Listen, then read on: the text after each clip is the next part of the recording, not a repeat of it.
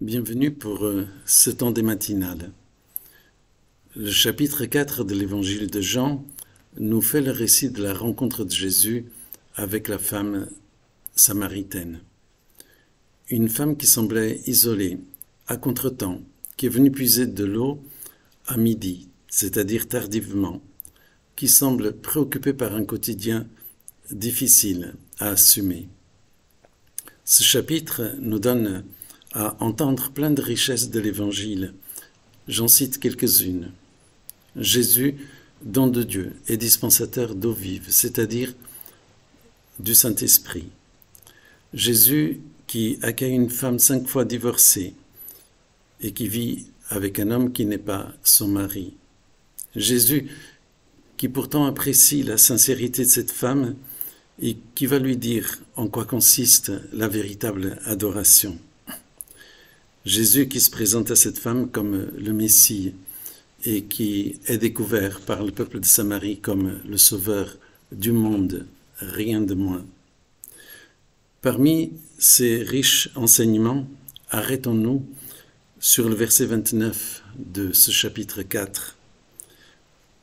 Mais l'heure vient, et c'est maintenant où les vrais adorateurs adoreront le Père en esprit et en vérité. Ce sont de tels adorateurs que le Père recherche. Je ne sais pas si vous êtes au clair au sujet de l'adoration, qui est si indispensable à tous ceux qui aiment Dieu. Ce verset et les précédents, comme toutes les pages de la Bible encore, sont là pour nous aider. Il n'y a pas besoin d'être à Rome ou bien à Genève pour adorer Dieu. Il n'y a pas besoin d'être à Jérusalem ou à la Mecque ou sur le mont Garizim pour adorer Dieu. Peu importe le lieu où nous sommes, ce que Dieu recherche, ce sont deux vrais adorateurs. Êtes-vous libérés des peurs qui conduisent à une soi-disant adoration? Êtes-vous libérés des superstitions ou bien des fruits de votre imagination ou d'un bon nombre de traditions qui ne sont pas à l'écoute de ce que dit Jésus ici sur l'adoration? Pouvez-vous à l'instant distinguer entre l'adoration et la louange? Parfois dans nos phrases ou dans nos cantiques se glissent des confusions qui ne nous aident pas et qui nous privent de plein de possibilités. Jésus éclaire ici ses lecteurs et ses auditeurs sur une véritable adoration. Cet éclairage a bien sûr une préhistoire dans tout l'Ancien Testament. La personne qui adore, par exemple, dans l'Ancien Testament, se prosterne à terre, ne dit mot, mais est totalement à l'écoute de celui devant qui elle se prosterne, ou alors dans la reconnaissance de son œuvre. Jésus dit ici à la femme samaritaine, mais l'heure vient, et c'est maintenant où les vrais adorateurs adoreront le Père en esprit et en vérité. Plusieurs idées fortes dans cette phrase de Jésus. Les vrais adorateurs sont ceux qui sont à genoux devant le Père. Le mot adoration a pour origine un mot qui signifie être à genoux. Et la vraie adoration, c'est le fait d'une relation filiale, de se reconnaître enfant de Dieu, de s'adresser à lui en tant que Père. Jésus a introduit ses disciples dans cette relation filiale, déjà par la prière, par exemple le Notre Père. Puis, lors de sa résurrection, lorsqu'il dit à Marie « Va vers mes frères et dis-leur que je monte vers mon Père et votre Père ». Le vrai adorateur reconnaît Dieu en tant que créateur, bien sûr, tout-puissant, mais surtout, il se reconnaît enfant de Dieu et reconnaît en Dieu un Père aimant qui prend soin, bien sûr qui éduque.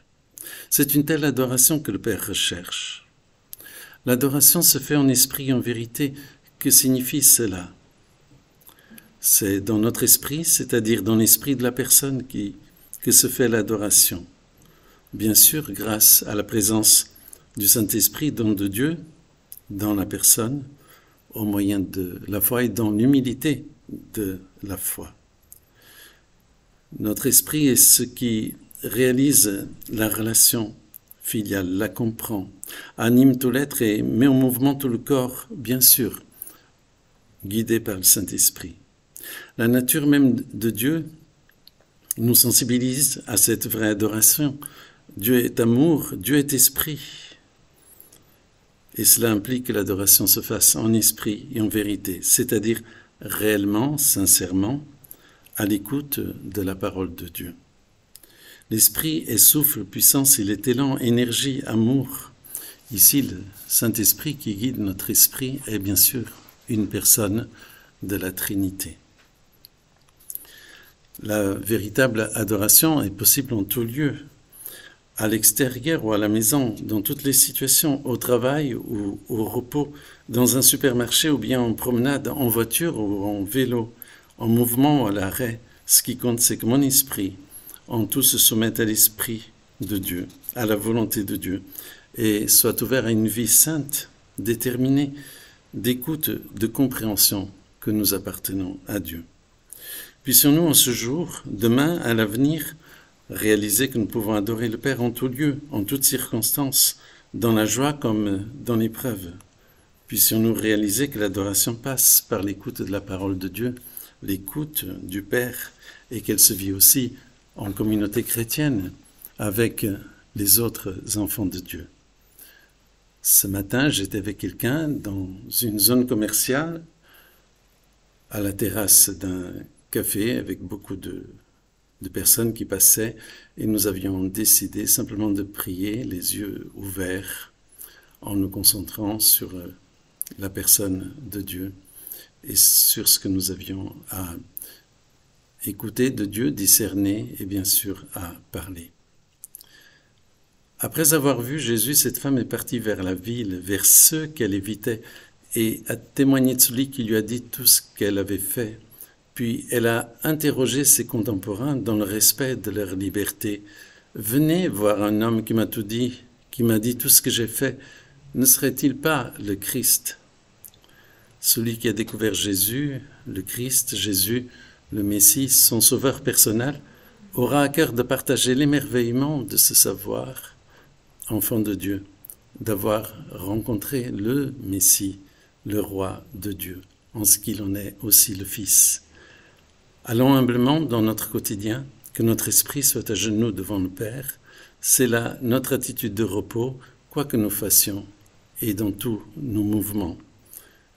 Dieu est esprit, et il faut que ceux qui l'adorent en esprit et en vérité. Que l'adoration du Père soit au cœur de nos vies par le Saint-Esprit. C'est une grâce que nous devons aux personnes de la Trinité, au Père, au Fils et au Saint-Esprit. Pensez-y, où que vous alliez. Notre esprit peut être en adoration, mais sachons aussi profiter de ces tête-à-tête avec notre Père, mais aussi avec la communauté chrétienne. Merci pour votre attention.